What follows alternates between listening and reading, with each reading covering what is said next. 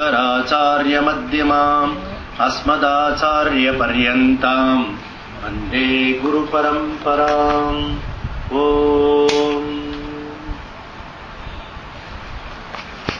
ॐ श्री परमात्मने नमः।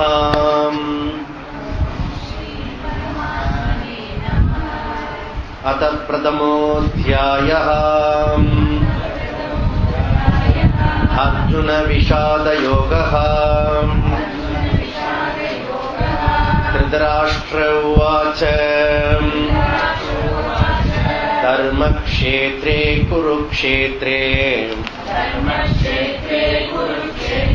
समवेदायुयुत्सवः मामकाः पाण्डवाश्चैव किमकुर्वत सञ्जय। सञ्जय उवाच दृष्ट्वा तु पाण्डवानीकम् योऽडं दुर्योधनस्तथा आचार्यमुपसंगम्य राजा वचनमब्रवीत् पश्यैधां पाण्डुपुत्राणाम् आचार्यं महतीं समुम् व्यूढां द्रुपदपुत्रेण तव शिष्येन धीमता अत्र सूरा महेश्वासाः भीमार्जुनसमायुति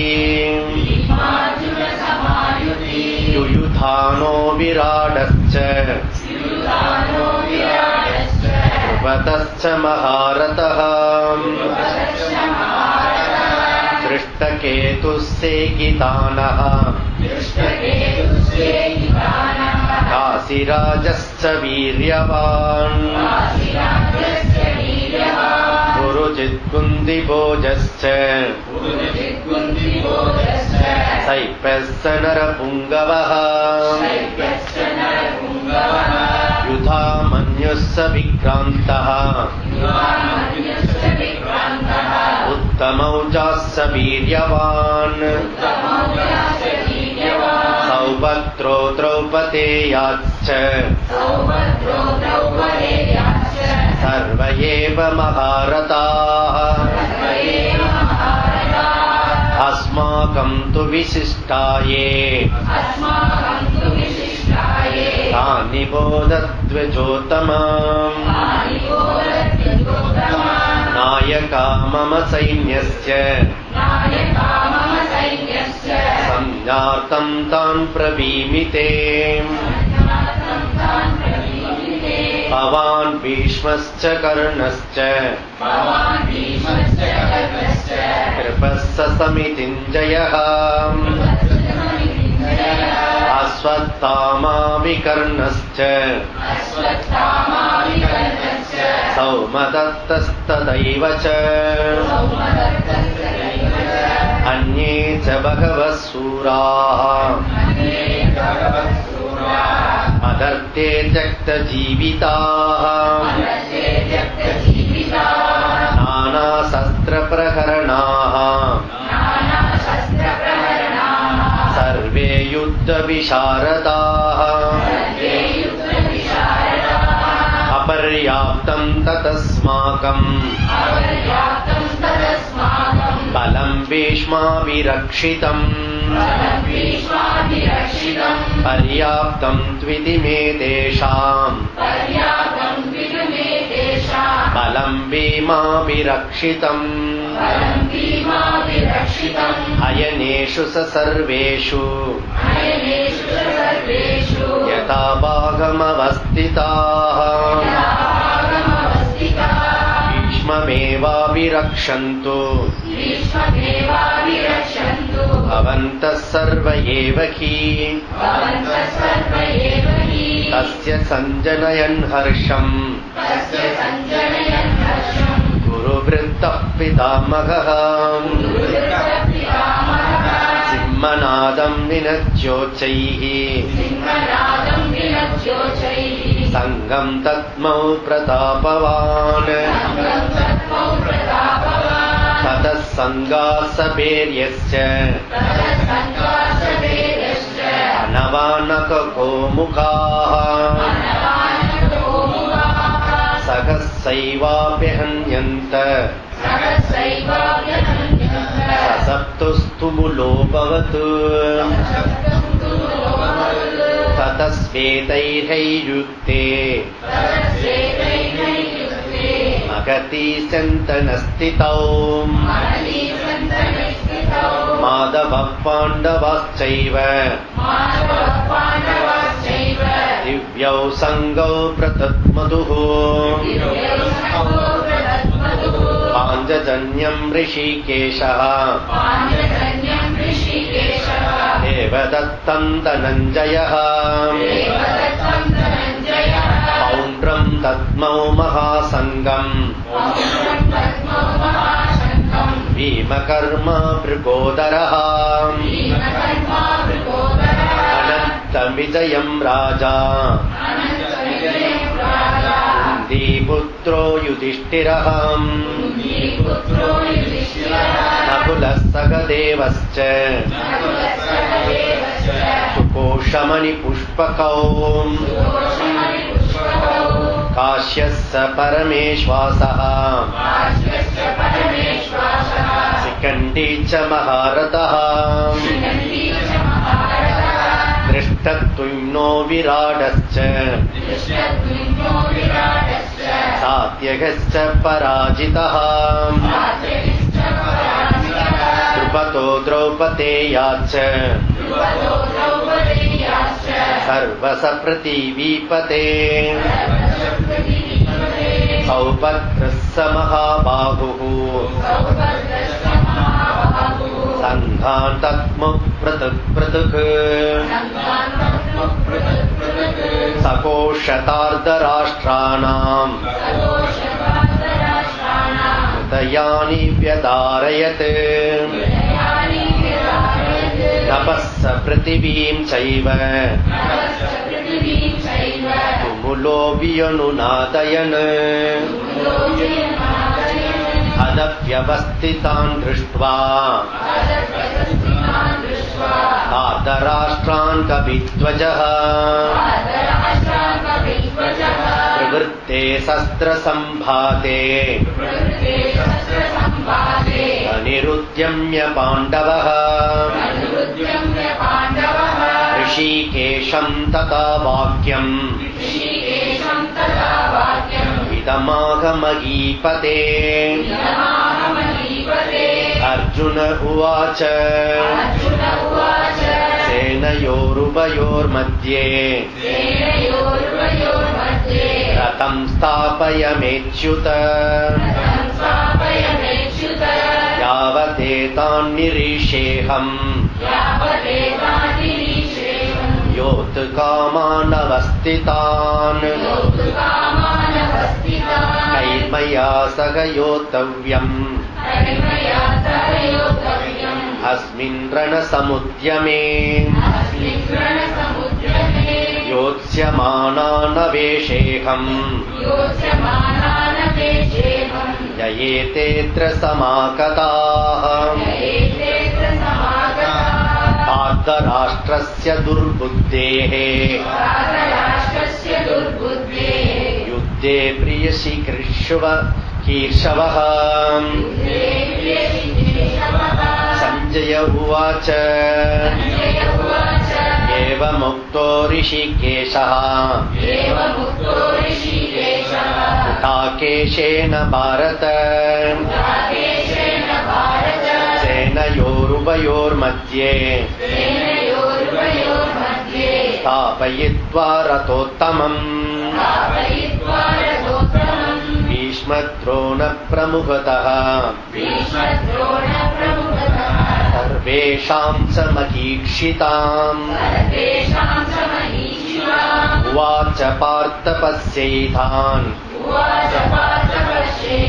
समवेदान् गुरूनिति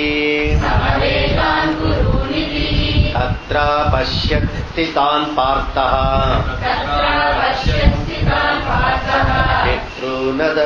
पितॄनद पितामहान् आचार्यान् मातुलान् भ्रातॄन् पुत्रान् पौत्रान् सखींस्तथा सुरान् सुकृतस्तैव सेनयोरुभयोरपि तान् समीक्ष्य कौन्तेयः सर्वान् बन्धूनवस्थितान् कृपया परयाविष्टः विषीदन्निदमब्रवीत् अर्जुन उवाच दृष्ट्वेमं स्वजनं कृष्ण युयुत्सं समुपस्थितम् सीदन्ति मम गात्राणि मुखं च परिशुष्यति हे पुत्तुः शरीरमे रोमहर्षश्च जायते गाण्डीवं संसते हस्तात् त्वच्चैव परिदह्यते न स शक्नोम्यवस्थातुम् परमतीव च मे मनः निमित्तानि च पश्यामि विपरीतानि केशव न च श्रेयोनुपश्यामि हत्वा स्वजनमाहवे न काङ्क्षे विजयं कृष्ण न च राज्यं सुखानि च किं नो राज्येन गोविन्द किं भोगैर्जीवितेन वा येषां हस्ते काङ्क्षितं नः राज्यं भोगा सुखानि च तयिमेव स्थिता युद्धे प्राणां त्यक्त्वा तानि च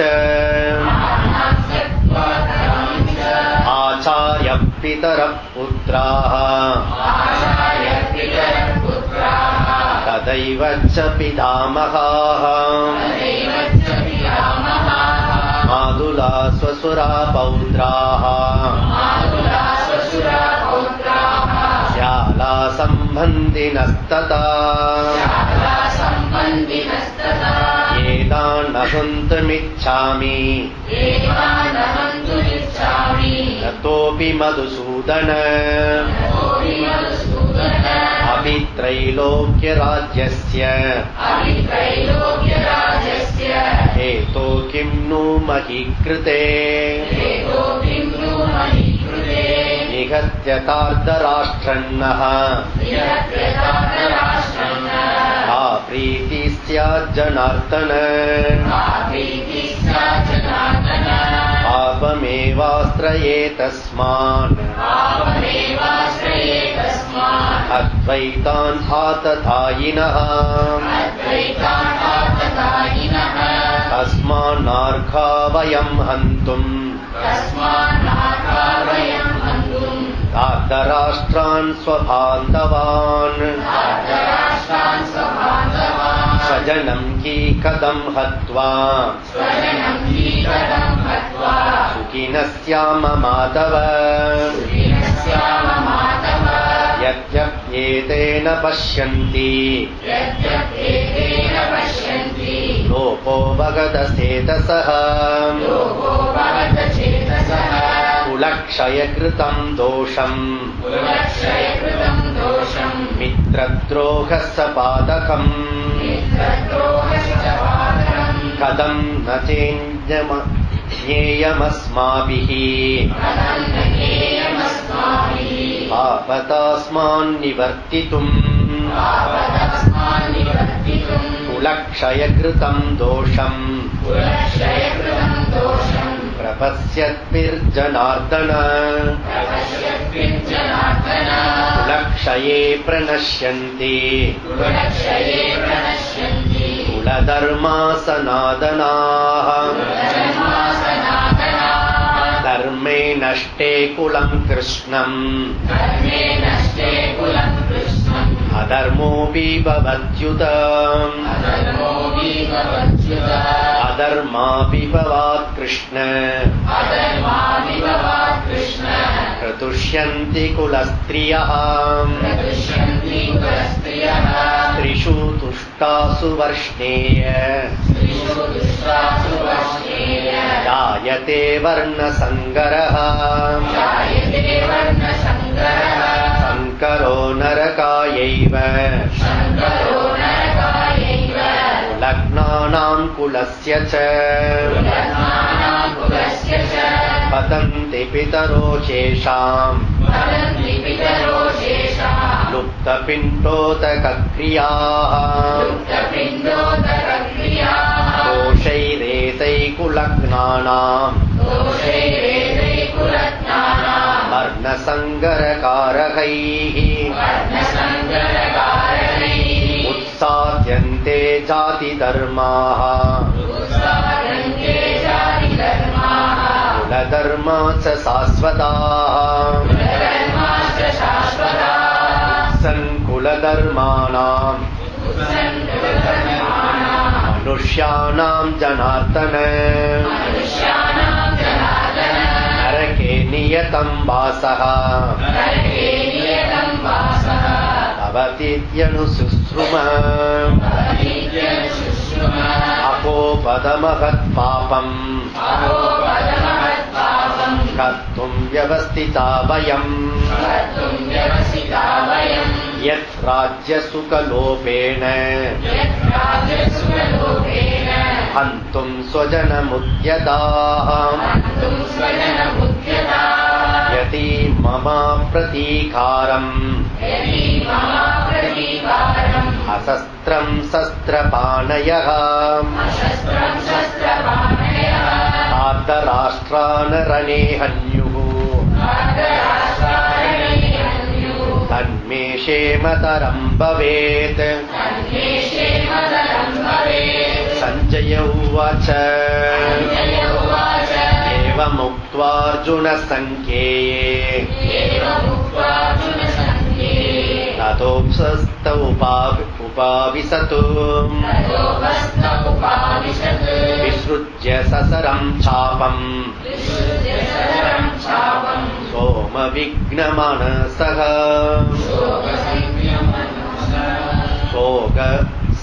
शोकसंविघ्नमानसः ॐ तत्सत्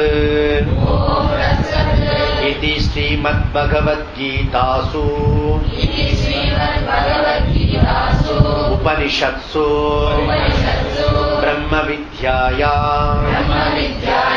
योगशास्त्रे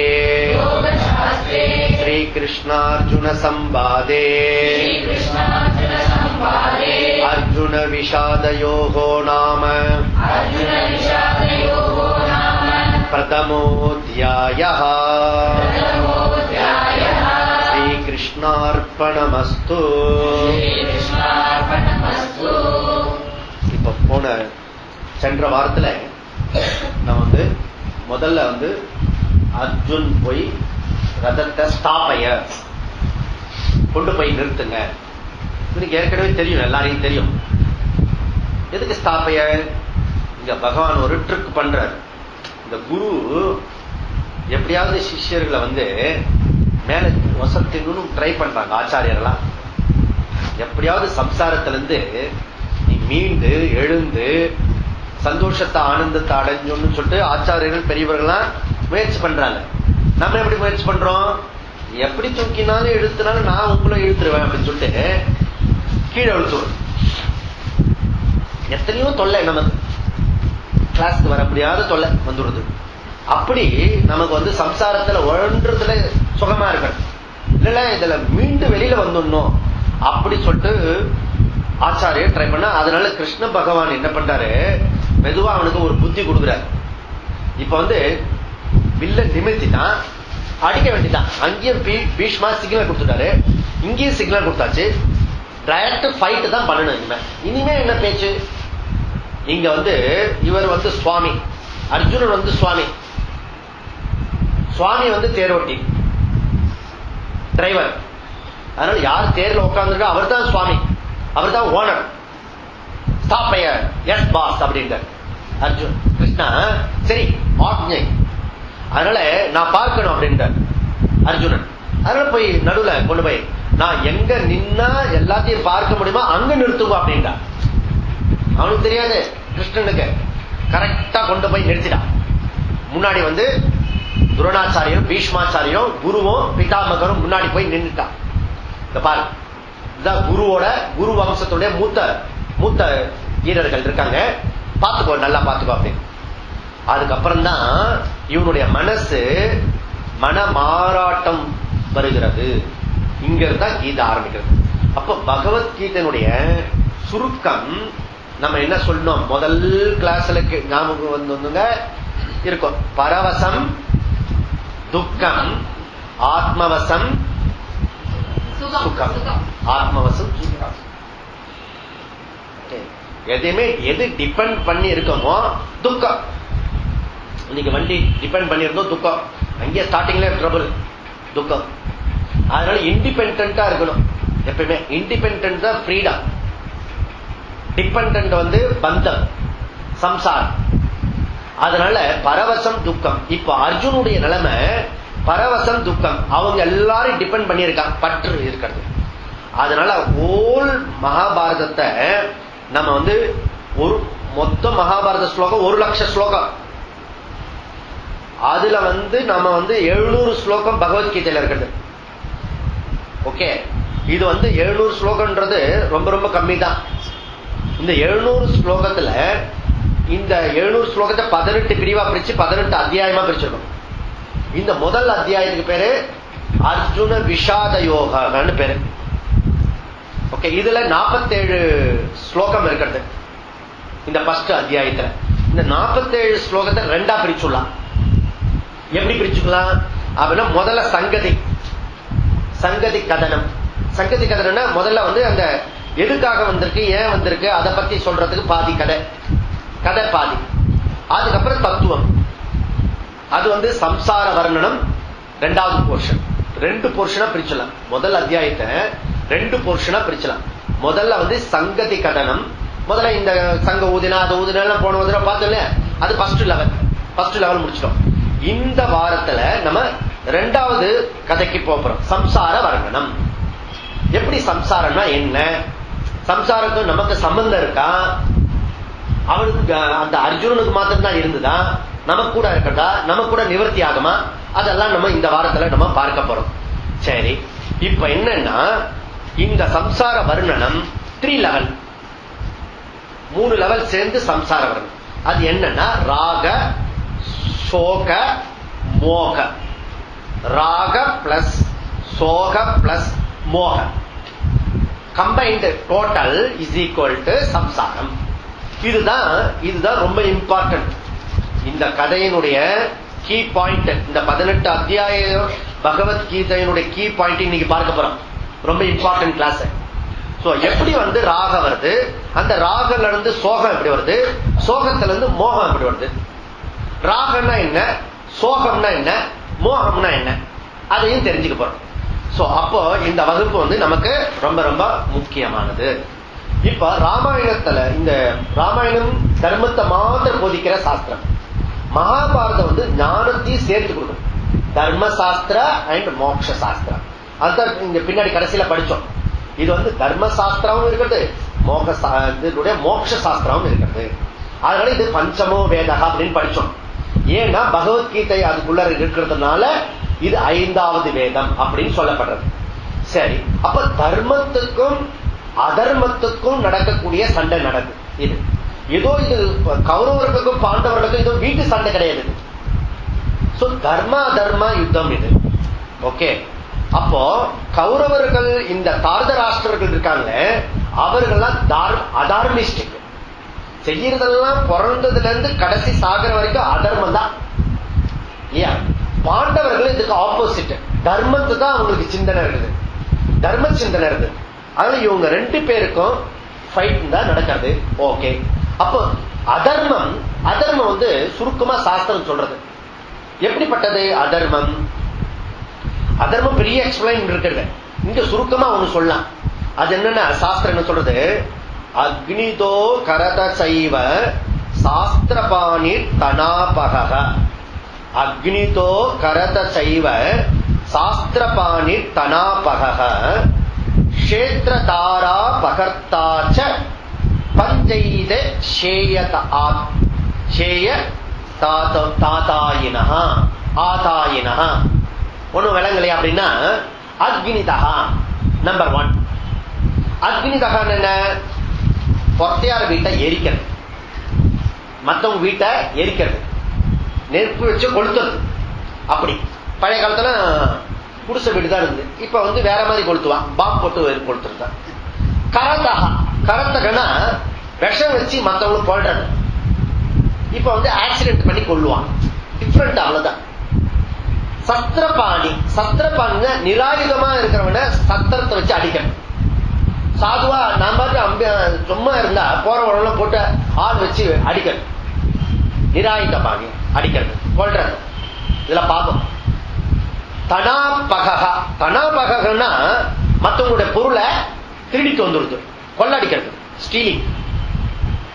க்ஷேத்ர தார அபகர்த்தா, இது 2 இருக்கிறது.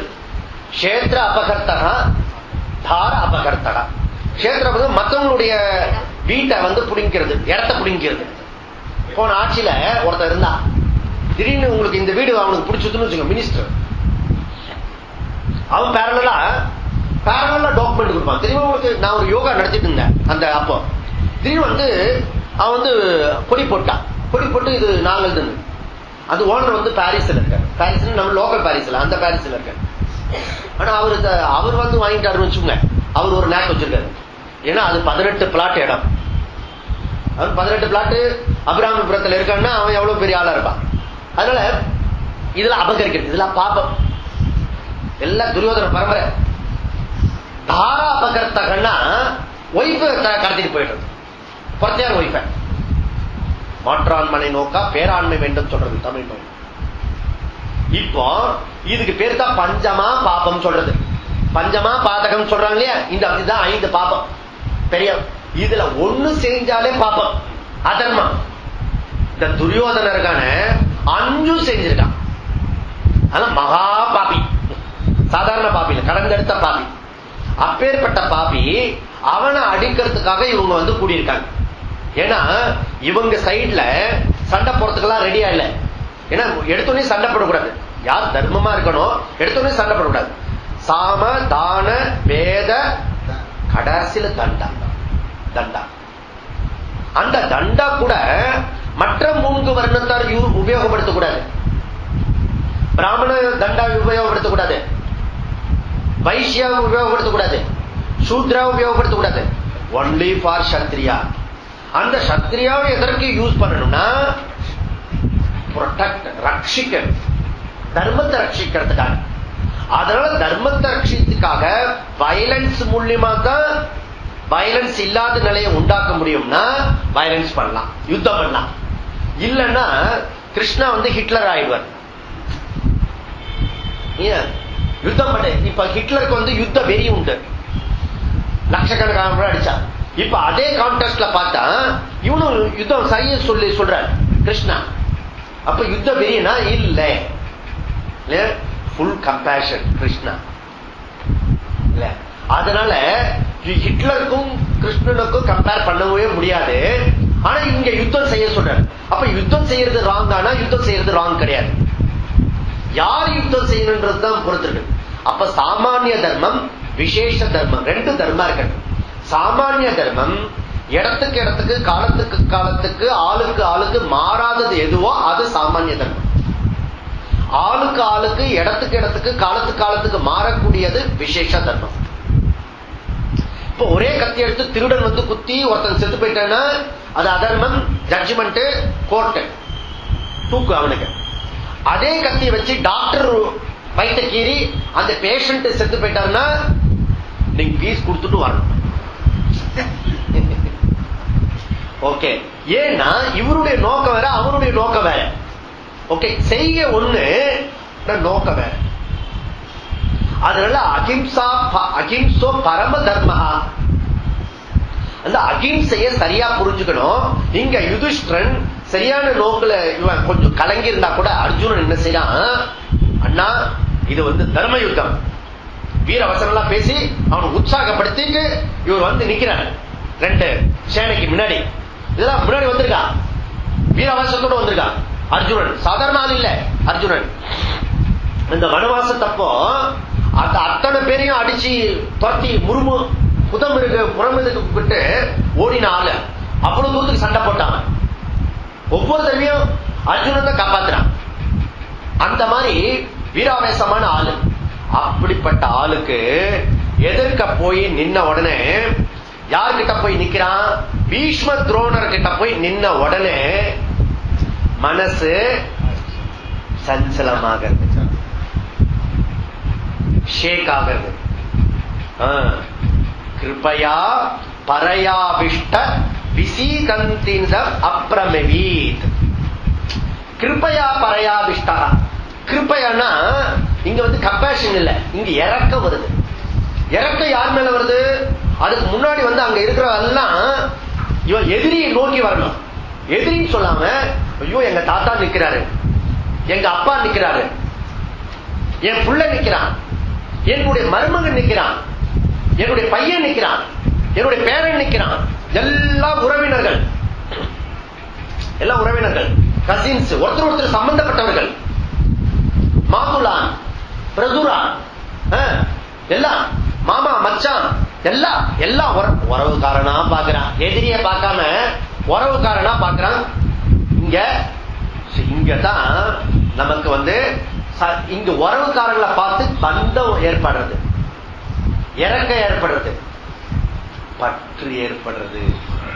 இங்கதான் எல்லாரு மேல பற்று ஏற்படுறது. முதல் குணம் அவனுக்கு ஃபர்ஸ்ட் இப்போ மாறுதல் உண்டாகிறது மனசுல. என்ன வீரத்தோட, சத்திரிய வீரத்தோட வந்தவன் எதிர்க்க பார்த்தோன்னே, சொந்தக்காரங்களா பார்த்தோன்னே மனசுல பந்த பாசம் பொங்கி எழது. பொங்கி எழுந்த உடனே பரயாபிஷ்டா, அது முழுக்க கவர் ஆயிடுச்சு. அவனுடைய மனசுல முழுக்க கவர் ஆகி பற்று ஜாஸ்தி ஆயின உடனே பேச ஆரம்பிக்கிறான். எனக்கு துக்கம் வந்துடுது அப்படின்றான். அதனால பற்று தான் துக்கம், அட்டாச்மெண்ட் தான் துக்கம். இவன் ஓவர் இமேஜினேஷன். என்ன சொல்றாங்க கிருஷ்ணன் கிட்ட, இவங்கெல்லாம் நாளைக்கு செத்து போயிட போறாங்க.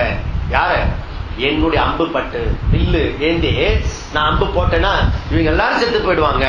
அப்படி இப்ப செத்தே போல எல்லாரும் உயிரோடு இருக்காங்க முன்னாடி. ஆனா எதிர்காலத்தை நினைச்சு இப்பயே துக்கப்படுறான். நமக்கு கூட அந்த அனுபவம் எல்லாம் வரும். ஒண்ணு நடக்காததுக்கு முன்னாடியே நினைச்சு துக்கப்படுற சம்பவம் பாத்தீங்கன்னா நிறைய இருக்கும். ஏன் நம்ம வாழ்க்கையில கடைசியில பார்த்தா துக்கப்பட்டது வேஸ்டா இருக்கும். துக்கத்துக்கு அர்த்தமே இருக்காது. ஓகே, அப்படி நாம வந்து நடக்காத விஷயம், ஆனா இது நடக்க போறது, இது யுத்தம். இது இவன் நினைக்கிறான், ஆனா இவன் அடிச்சுதான் எல்லாரும் கொல்ல போறது இல்ல, இவனே அடிச்சு கொள்ற மாதிரி நினைச்சுட்டு துக்கப்படுறான். அதனால இவர் எல்லாரும் மேலே ஆனந்தப்படுறான். சோ இறக்கப்பட்டு அட்டாச்மெண்ட் ஆயிடுச்சு. இப்போ டெத்து வந்து துக்கத்தை கொடுக்கறதா, பற்று வந்து துக்கம் கொடுக்கறதா, மரணம் துக்கத்தை கொடுக்கறதா மனுஷனுக்கு, அல்லது அது மேல இருக்க ராகம், பற்று, அட்டாச்மெண்ட் அது நம்ம துக்கம் கொடுக்கறதான்னு நீங்க பாத்தீங்கன்னா, நீங்க வாட்ச் பண்ணி பாத்தீங்கன்னா தெரியும். ரோட்ல போறீங்க, ஆக்சிடென்ட் ஆயிடுச்சுன்னு வச்சுக்கோங்க, தூர கண்டு நம்ம கண்ணு முன்னாடி ஆக்சிடென்ட் ஆயிடுச்சுன்னா ஐயோ பாவம் அப்படி சொல்லுவோம். ஹியூமன் அந்த ஆளு நம்ம ஸ்ட்ரீட் காரன்னு வச்சுக்கோங்க, ஐயோ இப்பதான் பேசிட்டு போனா அப்படின்னு. ஓகே, விப்ரோல மத்தியானம் லஞ்சில் நம்ம ஸ்டூடெண்டோட ஒருத்தர் எதுக்கு பக்கத்துல பேசிட்டு போனா, அடுத்த மத்தியானத்துக்கு லஞ்சுக்கு பிறகு அடுத்த 1 ஹவர்ல அங்கிருந்து கீழே குதிச்சு ஏதோ விழுந்துட்டா செத்து போயிட்டான் செகண்ட்ல. அந்த மாதிரி அந்த துக்கம் அவ சொன்ன என்கிட்ட வந்து அந்த ராத்திரி முழுக்க அதே துக்கம் வந்துட்டு இருந்து. ஏன்னா இப்பதான் பார்த்தோம் நம்ம ஸ்ட்ரீட்காரன் துக்கம் கொஞ்சம் ஸ்ட்ராங்கா இருக்கும். இல்ல இல்ல, அந்த பர்சன் நம்ம அபார்ட்மெண்ட்ல உள்ள ஆளு, ரெகுலரா பார்த்துட்டு இருக்க ஆளு. இப்ப துக்கம் இருக்கும், இன்னும் கொஞ்சம் வால்யூம் இன்க்ரீஸ் ஆகும். இப்ப அந்த பர்சன் நம்மளுடைய சொந்தக்காரன்னு வச்சுக்கோங்க, அது கூட இன்னொரு அடைமொழி சேர்க்கணும். நமக்கு பிடிச்ச சொந்தக்காரன், நமக்கு பிடிக்காத சொந்தக்காரன் இருக்கா, திமிர் பிடிச்சவன் அப்படிதான் போவான். நமக்கு பிடிச்ச சொந்தக்காரன் செத்து போயிட்டுன்னா துக்கம் மெலிட்டாடும். இல்ல இல்ல, நம்மளுடைய பிளட் ரிலேஷன், நம்மளுடைய கம்பெனி மெம்பர்ஸ் இருக்காங்க 4-5 பேர், அதுல ஒருத்தர் அப்படின்னா அவ்வளவுதான், கண்ணு காது மூக்கு எல்லாம் போய் தவழ்ந்து போய் ஏன் ரோட்ல போய் அழுவாங்களா, வீட்டுல போய் அழுவான். அப்போ ஒரு விஷயத்துல பற்று எவ்வளவு தூரத்துக்கு இருக்கிறதோ அந்த அளவுக்கு துக்கம் ஜாஸ்தியா. பற்று குறைஞ்சுன்னா துக்கம் குறைவு, பற்று ஜாஸ்தியாச்சுன்னா துக்கம் ஜாஸ்தி. அதனால மரணத்தை வச்சு துக்கம் கிடையாது, ஞாபகம் வச்சுக்கோங்க. எத்தனையோ மரணம் அடையிறது, எத்தனையோ விதமான மரணங்கள் அடையிறது.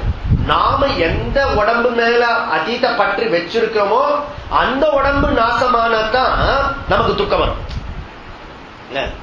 ஒருத்தர் வந்து அது இது காஃபி குடிச்சுட்டு இருக்காரு, காலையில் நியூஸ் பேப்பர், இங்க பாருடி டேப்பா 500 பேர் குண்டோட போயிட்டான், ஏர் கிராஷ், சக்கரப்பாடு காபி போட்டுருக்காங்க, 500 பேர் செத்து போயிட்டா இவருக்கு வந்து காஃபில சக்கரை தேவைப்படுறது.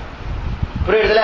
ஏன்னா 500 பேரை டெத்து, இவருக்கு மனசு எந்த விதத்தில் அப்படியே சாட்சாத் ஞானி மாதிரி இருக்கான், ஞானி. மற்றவர்களுடைய மரணம் இவன் ஞானி. தன்னுடைய சம்பந்தப்படுத்தப்பட்ட பற்று வச்சிருக்கிற இடத்துல தான் துக்கம். அப்ப மரணம் இருக்கிற இடத்துல துக்கம் கிடையாது, ஞாபகம் வச்சுக்கோங்க. மரணம் இருக்கிற இடத்துல துக்கம் இல்ல, எது மேல பற்று வைத்திருக்கிறோமோ அந்த பொருளோ அந்த நபரோ நம்ம விட்டு அகலும் போது, நாசமாகும் போது துக்கம் வருகிறது. அதனால இவனுக்கு இந்த பற்று அப்போன்னா வீட்டுல இருக்கவங்க மேல பற்று வைக்க கூடாதா? அடுத்த கேள்வி, பற்று வைக்க கூடாது. பற்று தான் குடும்பம், பற்று வைக்க கூடாது. பற்று எங்கெல்லாம் வச்சிருக்கீங்களோ அங்கெல்லாம் துக்கம். அப்ப என்ன வைக்கலாம்? அன்பு வைக்கலாம்.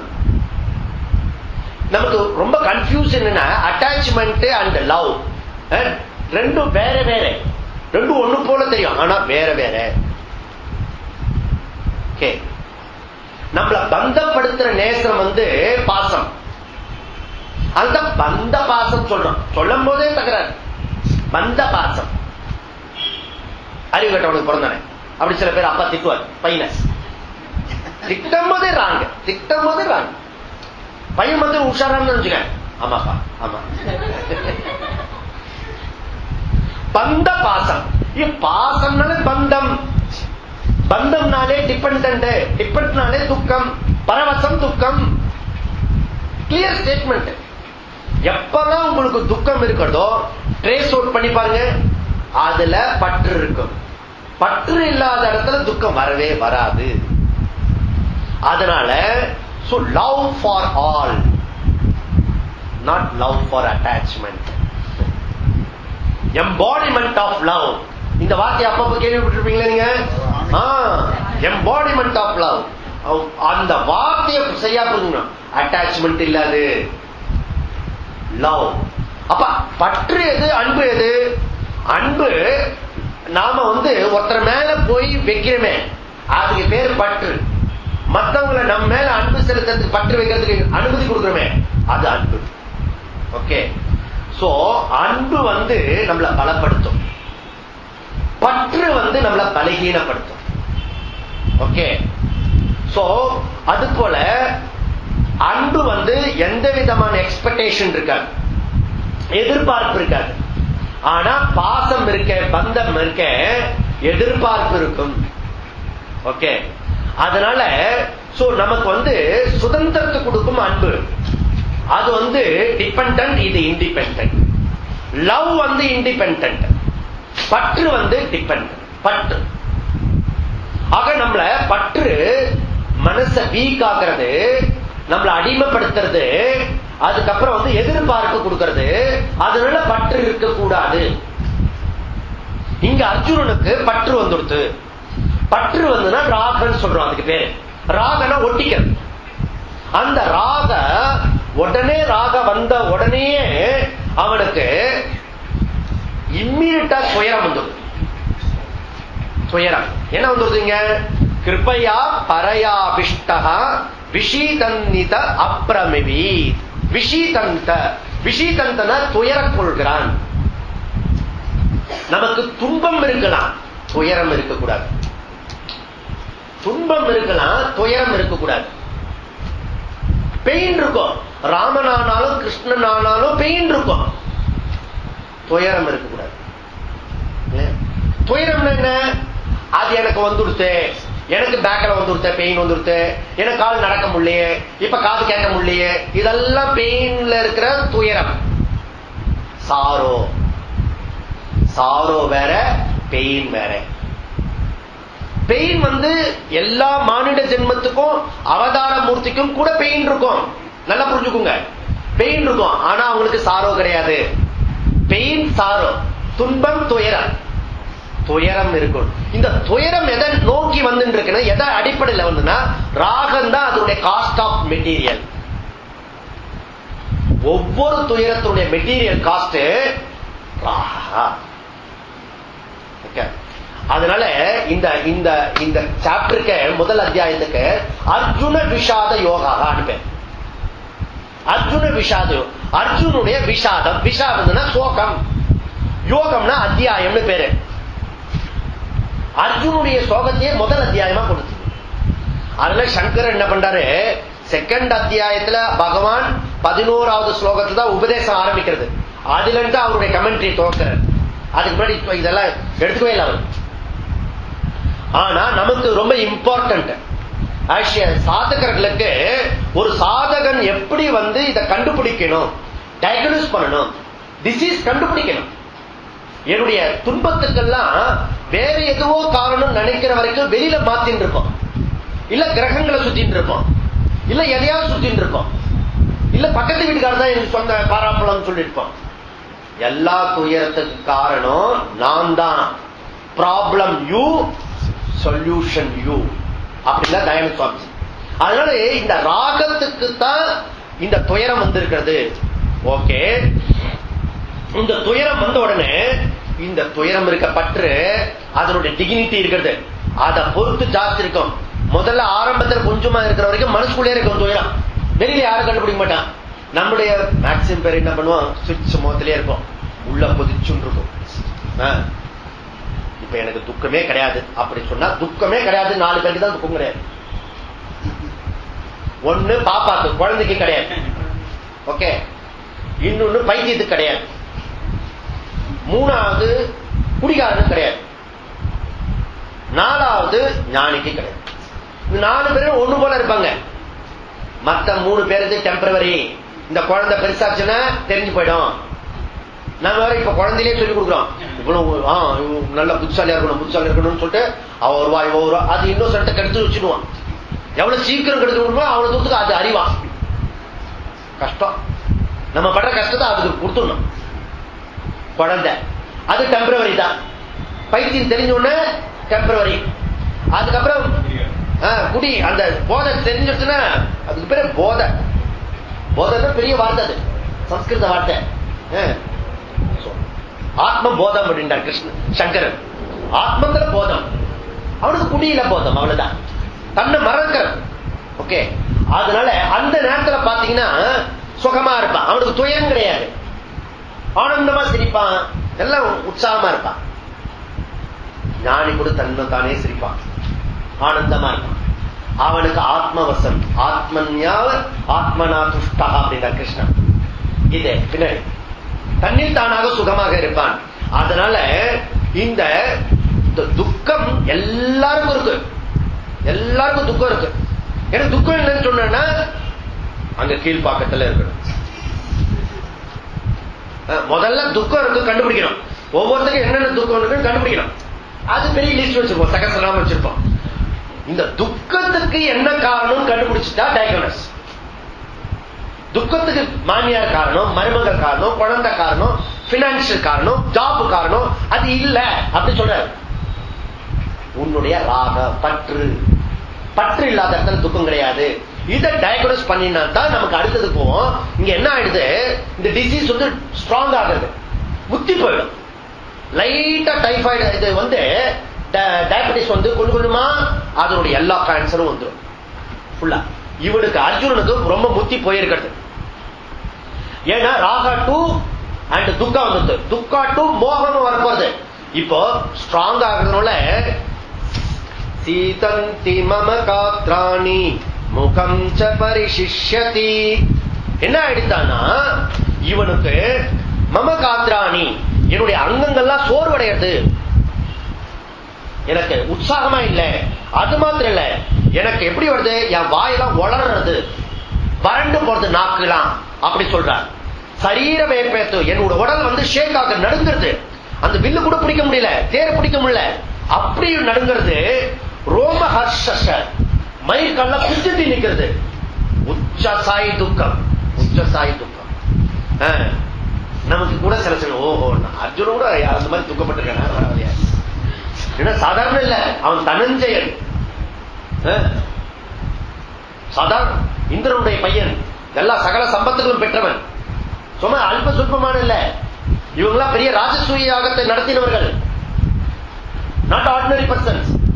அவனுக்கு கை கால் ஷேக்கெல்லாம் ஆகி வாயெல்லாம் உரண்டு போயிடுச்சு. அதனால துயரத்துல உச்ச சாயில போய் கிருஷ்ணா என்னால வில்லு கூட, என்னுடைய வில்லு நழுவுறது. காண்டிபம், காண்டிபத்தை யாராவது ஏதாவது அவனுக்கு பிரஸ்டீஜ் விஷயம் காண்டிபம், காண்டிபத்தை யாராவது சொன்னா கோபம் வந்துடும். ஒரு ஹஸ்பண்ட் ஒய்ஃபுக்கு இப்ப சண்டை வந்துருக்கு வீட்டுக்குள்ள. இன்னும் நீ பண்ற, நீ பெரிய ஜபம் பண்ற, ஷோ காட்டுற, நீ ஜபம் பண்ணிட்டு உங்களை பத்தி தெரியாது, நீங்க வந்து பாகவதம் படிக்கிறது எங்களுக்கு தெரியாது, ரெண்டு பேரும் சம சண்டை ஃபைட், ஒருத்தர் ஒருத்தர்.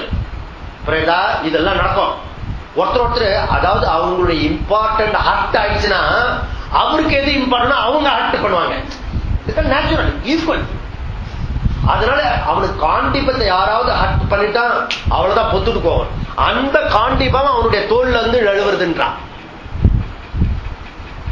அவ்வளவு துக்கத்தினுடைய துயரத்துடைய உச்ச சாய் போயிட்டான், ராகத்துல இருந்து துக்கத்துக்கு வந்துட்டான். இந்த பற்று தான் துயரத்தை அடைந்த பிறகு இந்த துயரம் வந்து எக்ஸ்ட்ரீம் ஆச்சுன்னா புத்தி வேலை செய்யாது. எது தர்மம் எது அதர்மன்றது கன்ஃபியூஸ் வந்துடும். அதுக்கு பேர் மோகம், டெல்யூஷன், கன்ஃபியூஷன், மயக்கம். மோகம், மோகம்னா மயக்கம், கலக்கம், கலங்கி போயிடுறது. எது ரைட்டு எது ராங்ன்றது டிசிஷன் எடுக்க முடியாம போயிடுறது. அப்படி அதாவது எது சரியோ அது தப்பா தெரியும், எது தப்போ அது கரெக்டா தெரியும். அப்படி நம்ம கிட்ட யாராவது டைலாக் பண்ணினாங்கன்னு வச்சுக்கோ, அவர் இப்ப மோகத்தில் இருக்காரு. ஏன் மோகத்தில் இருக்காரு? அதுக்கு முன்னாடி துயரத்தில் இருக்காரு. ஏன் துயரத்தில் இருக்காரு? அவர் ராகத்துல பட்டின்னு இருக்காரு. அப்படி நம்ம கொஞ்சம் தெளிவா இருந்தோம்னா புரிஞ்சுக்கலாம். ஏன்னா இவன் சொல்றதுக்கெல்லாம் கிருஷ்ணன் ஒன்னும் ஆன்சர் சொல்லல, இப்படி பார்த்துட்டு இருக்கா, வெறுமனே பார்த்துட்டு இருக்கா, சாட்சியா பார்த்துட்டு இருக்கா. இவன் பாட்டு புலம்பிட்டே இருக்கும், கொஞ்சம் கொஞ்சமா இன்க்ரீஸ் பண்ணிட்டே போறது. நம்முடைய குலம் போயிடும், நம்முடைய பெண்கள் இது போயிடும், ஜாதி வர்ணம் போயிடும், அப்படி பாட்டு உபதேசம் பண்ணிருக்கா. யாருக்கு உபதேசம்? கிருஷ்ணனுக்கு உபதேசம். அர்ஜுன் மோகத்தினால சில பேரு இந்த மோகம் வந்ததுன்னா பெரிய பெரிய ஆளுக்கெல்லாம் இந்த மோகம் வந்திருக்கு. அர்ஜுனன் ரொம்ப பெரிய ஆளு. நம்முடைய அண்ணல் மகாத்மா காந்திஜிக்கு அந்த தர்மத்தில் இருக்க மோகம் வந்தது. யார் ஃப்ரெண்ட் யார் எனிமி தெரியல. நம்ம நாட்டில் இருக்க அனுபவிச்சுட்டு இருக்க அவஸ்தை எல்லாம் மகாத்மா காந்திஜியோட தர்மானுடைய மயக்கம். இது சாதாரண எல்லாருக்கும் இருக்கு. பெரிய பெரிய ஆளுகளா வந்து யார் ஃப்ரெண்டு யார் எனிமி. அவன் அடிக்கிறான், உதைக்கிறான், கொலை பண்றான். இல்ல அவன் என்ன அடிச்சாலும் நீ வாங்கிக்க, திருப்பி தாக்காத. இது வந்து சாது தர்மா, நான் சத்திரிய தர்மா. அதனால என்ன ஆயிடுச்சு, சத்திரிய தர்மா குலைச்சு போயிடுச்சு நம்ம நாட்டுல. அதனால பிரிச்சு கொடுத்துட்டா சரியாயிடும் சொன்னாங்க. பாகிஸ்தான பிரிச்சு கொடுத்தாலும் சரியாகும். அதுக்கு பிரிச்சு கொடுத்த பிறகு 1/3 காஷ்மீர் பிடிச்சிட்டான், ஆசாத் காஷ்மீர். சரி ஒழிஞ்சு போட்ட போடா அப்படின்னா போறதா முழு காஷ்மீர். சரி முழு காஷ்மீர் கொடுத்தா பிரச்சனை தீர்ந்துருமா? முடியாது. ஜின்னா ரொம்ப அழகா சொல்றான். பாக், PAK, P for Punjab, A for Assam, K for Kashmir. அது நாங்க அடைந்த தீர்வோம். பாக்கி இருக்கிற ஸ்தானத்தை போராடி விடுவோம். Statement, government statement. சிரிச்சுக்கிட்டே பாகிஸ்தான் அடைந்தோம், பாக்கி இருக்கிற ஸ்தானத்தை போராடி வெல்வோம். ஸ்டேட்மெண்ட் இதெல்லாம். ஏன் இதெல்லாம் தர்மா தர்மா உள்ள வந்து குழப்பம். யார் ஃப்ரெண்டு யார் எனிமி. அதனால எனிமிய சொச்சம் மிச்சம் வைக்க கூடாது, பூர்ணமா அழிக்கணும், பூர்ணமா அழிக்கணும். அதனால ஆர்டர். அதுல வந்து இந்திரா காந்தி அண்ட் ஜெயலலிதா 2 பேரும் ஆர்டர் பண்ணினாங்க. வரலாறு நல்லவளா கெட்டவளா அதெல்லாம் கிடையாது. அந்த பாகிஸ்தான் 2 பிரிச்சா அவ இந்திரா காந்தி. ஜெயலலிதா வந்து ஷூட் அப்படின்னா ரொம்ப நாள் இடைஞ்சல் இருந்தவன. எங்க யாரு வீரம் கரெக்ட் ஆததாயி. ஓகே. அதனால இங்க பாபமே வாஸ்திரேஸ்தான் ஹத்தைந்தான் ஆததாயினஹா. யாரு? அர்ஜுன் சொல்ற. இதுதான் குழப்பத்துல உச்ச சாய் குழப்பம். அவன் வந்து படுபாவி, அந்த படுபாவி அழிக்கிறதுனால நமக்கு பாப்பம் வர முடியுன்றான். எப்படி? இவனுக்கு இந்த ஆததாயி விஷயம் தெரியலன்னா கூட பரவாயில்ல. ஆததாயினா பஞ்சமா பாதகம் பண்றவன். அந்த பஞ்சமா பாதகம் பண்றவனுக்கு பேர் தான் ஆததாயின்னு பேரு சாஸ்திரம் சொல்றது. அதுல ஒரு பாபம் பண்ணிருந்தா கூட கண்டத்துல சுடணும் அவனை. இப்படி பண்றவன அர்ஜுனுடைய மூளை மழுங்கி போய் மோக வசப்பட்டு அவன் தான் ஆததாயா இருக்கான். அவனை கொன்னா நமக்கு ஆததாயா ஆயிடுவோம். இது கிருஷ்ணனுக்கு உபதேசம். அதனால அந்த மாதிரி லெவல்ல சத்திரிய தர்மத்தை, எது சத்திரிய தர்மம், எது பாபம், எது புண்ணியம், அதுல வந்து கன்ஃபியூஷன் அர்ஜுனனுக்கு வந்துருது. அதனால ராகா சோக மோகம் 3 கம்பைன் பண்றதுதான் சம்சாரம். சம்சாரம் பற்று, துயரம், குழப்பம். இது 3 சேர்ந்து இருக்குன்னா, 3 சேர்ந்து இருக்கிறது சம்சாரத்தோட உச்ச சாயி இருக்கிறது. இப்ப அர்ஜுனனுக்கு உச்ச சாயில இருக்கிறான். இப்போ சரி அவனுக்கு துயரம் இருக்கட்டும், சம்சாரம் இருக்கு, நமக்கு என்ன பிரச்சனை? நம்ம ஏன் இதை படிக்கணும்? இல்ல அதுதான் நியாயம். அவன் வந்து கஷ்டப்பட்டா, ஏதோ அந்த 5000 வருஷத்துக்கு முன்னாடி ஏதோ பாரத யுத்தம் நடந்தது, முடிஞ்சது. இப்ப எதுக்கு நாம எதுக்கு இது படிக்கணும்? எனக்கு இதற்கு சம்பந்தம் என்ன? இல்ல சம்பந்தம் இம்பார்ட்டன்ட். இந்த சம்பந்தம் புரிஞ்சாதான் கீதா கிளாஸுக்கு ஒழுங்கா வருவோம். சம்பந்தம் புரியல ஏதோ புண்ணியம், ஏதோ பகவான் கிருஷ்ணா சொன்ன கீதை அப்படி சொல்றது இல்ல. இது மெடிசன். நம்முடைய துயரத்தை, சம்சாரத்தை நீக்கிறதுக்கு மெடிசன் கொடுக்கறது தான் கீதா.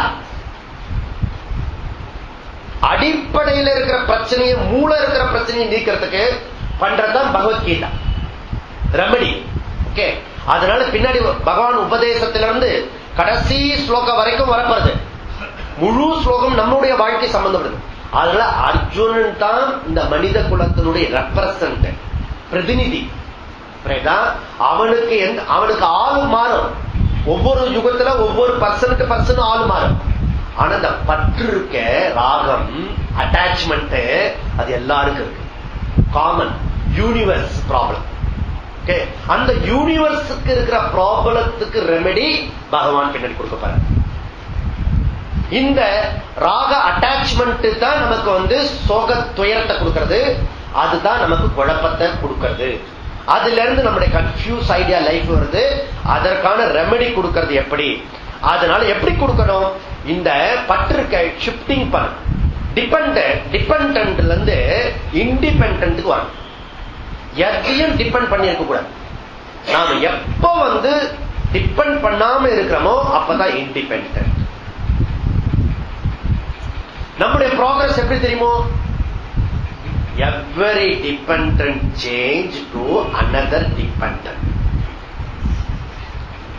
முன்னாடி வந்து நம்ம வந்து என்ன பண்ணினோம், சின்ன வயசுல கோழி குண்டுக்காக அழுதுமா, அதுக்கப்புறம் அது ஷிஃப்ட் பண்ணினோம் பலூனுக்கு, அப்புறம் ஸ்வீட்டுக்கு ஷிஃப்ட் பண்ணினோம், அப்புறம் ஷர்ட்டுக்கு ஷிஃப்ட் பண்ணினோம், அப்புறம் பைக்குக்கு ஷிஃப்ட் பண்ணினோம். நம்மளுடைய டிபெண்டன்ட் மாத்தின்றே வரும், வயசுக்கு தகுந்தா போல மாத்தின்றே வரும். அப்புறம் வீடு, அப்புறம் புள்ள, அப்புறம் பேரை, அப்புறம் கொள்ளு பேரை, கடைசி வரைக்கும் எவ்வளவு தூரம் பற்ற எல்லாம் எக்ஸ்ட்ரான் பண்ண முடியுமோ எக்ஸ்ட்ரான் பண்ண முடிவு பண்ணியாச்சு ஆரம்பத்திலே. நான் துக்கம் இறக்க போறேன் இந்த பர்த். அதனால நம்முடைய ப்ராக்ரஸ், எல்லா ப்ராக்ரஸும் ஷிஃப்ட் டிபெண்டன்ட் டு டிபெண்டன்ட். இங்க என்ன சொல்றது கீதை, ஷிஃப்ட் எப்படி ப்ராக்ரஸ் பண்ணோம், டிபெண்டன்ட் டு இண்டிபெண்டன்ட். பரவசம் துக்கம், ஆத்மவசம் சுகம் அப்படின்னு சொல்றது. அதனால இதுல மோகத்தின் உச்சசாய் என்ன ஆயிடுறது, ஏவம் முக்த்வார்ஜுன சங்கேயே ரதோபஸ்தௌ பாவசத் விஸ்ருஜ்ய சுஷுரம் சாபம் சோகம் விக்னமானசஹ. சோகம் விக்னமானசஹ, துயரத்துடைய உச்சசாயில போயிட்டான். இது சஞ்சயன் சொல்ற. அர்ஜுனன் எப்படி போயிட்டான், தேர்தட்டில் உட்காந்துட்டான். இனிமேல் என்னால ஒண்ணுமே, துக்கத்துடைய கண்ணீர் அப்படியே பொல பொல பொலன்னு கண்ணீர் கொட்டுறது. எப்படிப்பட்ட அர்ஜுனன், சோர்ந்து சுணங்கி சோப்பலாங்கியாகி கண்ணீர் கொட்டுற அளவுக்கு இப்படி போயிட்டான். சாதாரண ஆள் இல்ல அவன. அந்த சுஸ்ருதம் சாபம் விஸ்ருஜய, அந்த சுஸ்ரம் வில்லு அம்பு இருக்க, சாபம்னா அம்பு, சுஸ்ரும்னா வில்லு, விஸ்ருஜியான தூக்கி எறிஞ்சிட்டானா, காண்டிபத்தை அவனே தூக்கி எறிஞ்சிட்டான். ரதோபஸ்த உபவிசத்து, அந்த ரதத்துல அப்படி உட்காந்துட்டான். என்னால இனிமே ஒண்ணும் முடியாது, நான் போரிட மாட்டேன், இந்த தாத்தாவே அப்பனுக்கு இல்லையோ கொண்டுட்டு நான் என்ன ராஜ்யத்தை ஆள போறேன், அவர்களே இருக்கட்டும், அவர்களே ஆளட்டும், நாங்க காட்டுக்கு போறோம். அப்படி அவன் சொல்றதெல்லாம் பாத்தீங்கன்னா இரக்கத்தோட சொல்றது நியாயமா இருக்கும், நியாயமா இருக்கும். கரெக்டு தானே சொல்றேன், எது சொந்தக்காரன் வாழ்ந்துட்டு போட்டோமே அப்படின்னு.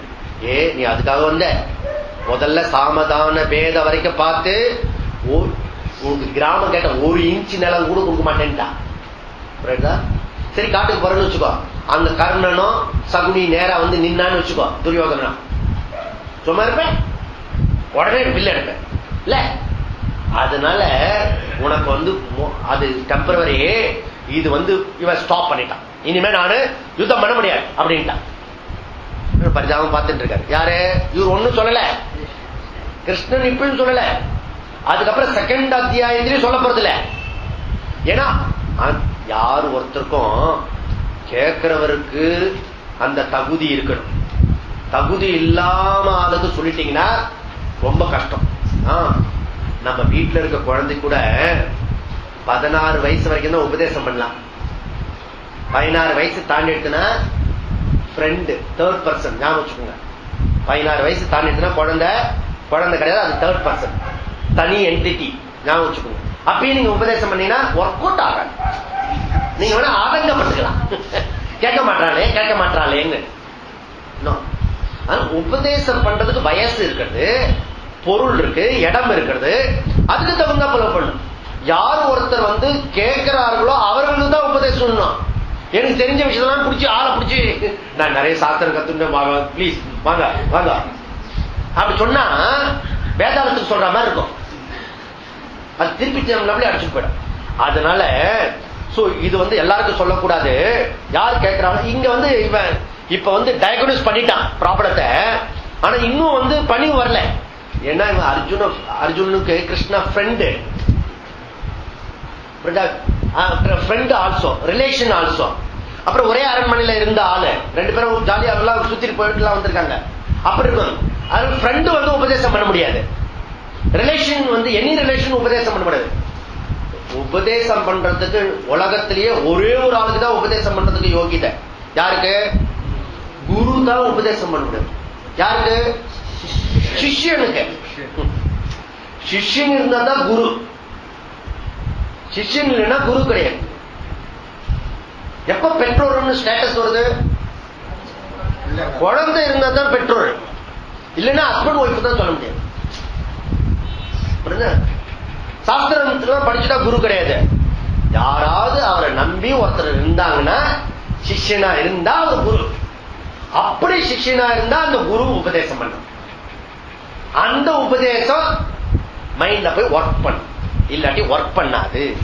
ஓகே, அதனால இந்த இடத்துல இந்த முதல் அத்தியாயம் இம்பார்ட்டன்ட் கீ என்ன அப்படின்னா, அர்ஜுனுடைய ராகத்தினால சோகம் வந்திருக்கு, சோகத்தினால துயரத்தினால உச்சசாயில மோகம் வந்திருக்கிறது, மோகத்தினால கன்ஃபியூஷன் ஐடியா அது ஸ்தம்பிச்சு போயிட்டு நிக்கிறான்.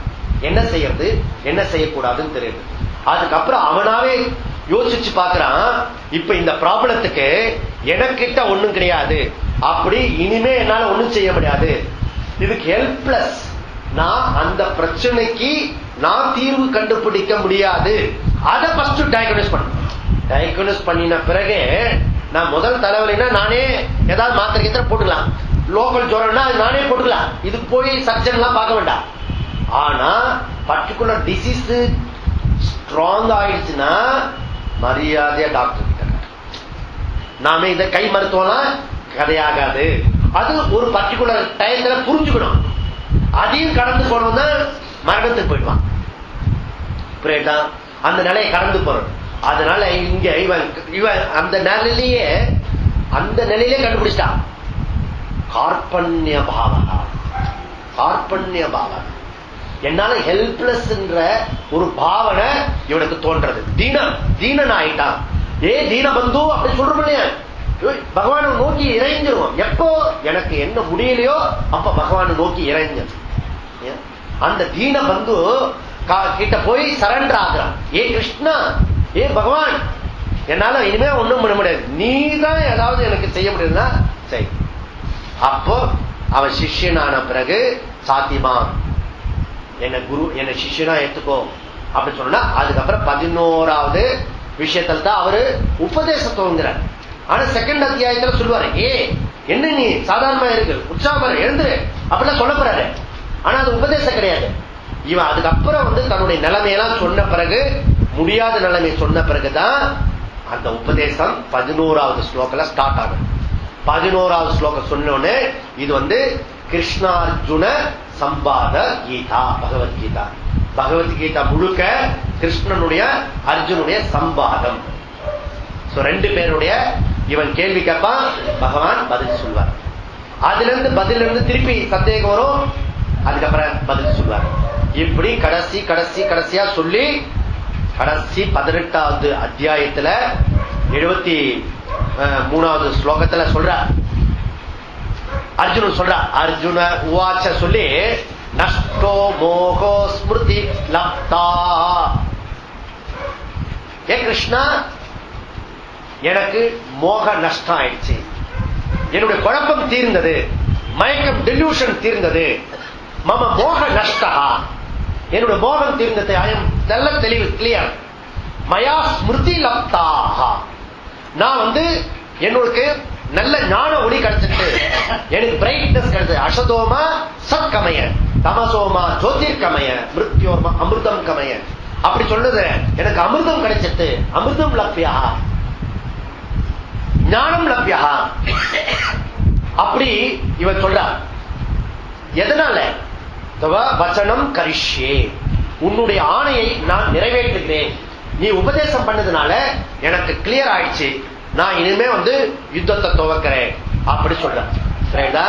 போன வாரத்துல நம்ம என்ன பண்ணோம்? ஃபர்ஸ்ட் ஸ்லோகம் லாஸ்ட் ஸ்லோகம் படிச்சோம். இந்த இதுல எங்க ப்ராப்ளம் எங்க தீர்வு, அதை இப்ப முடிச்சுட்டோம் நம்ம. அதனால இந்த ஹோல் பகவத்கீதை முடிச்சோடனே எப்படி அர்ஜுனன் மம மோக நஷ்டா மயா ஸ்மிருத லப்தா, நான் இப்ப தெளிவா இருக்கிறேன், இப்ப எனக்கு பிரச்சனை எல்லாம் தீர்ந்து போச்சுன்னு எப்ப சொல்லணும்? நம்ம இந்த வகுப்புக்கு ரெகுலரா வந்து 18 அத்தியாயத்தையும் பகவான் கேட்கிற மாதிரி நமக்கு அருள் புரிந்து, அது எனக்கு புரிஞ்சு, அது புரிஞ்சு போயிடக்கூடாது, புரிஞ்சு இருந்துடணும், அதுக்கப்புறம் துக்கம் போயிடும். அப்படி சொல்லி பகவானுடைய அருளால நாம அடுத்த வாரம் 2வது அத்தியாயத்துக்கு நுழையறதுக்கு முயற்சி பண்ணுவோமா. ஓம்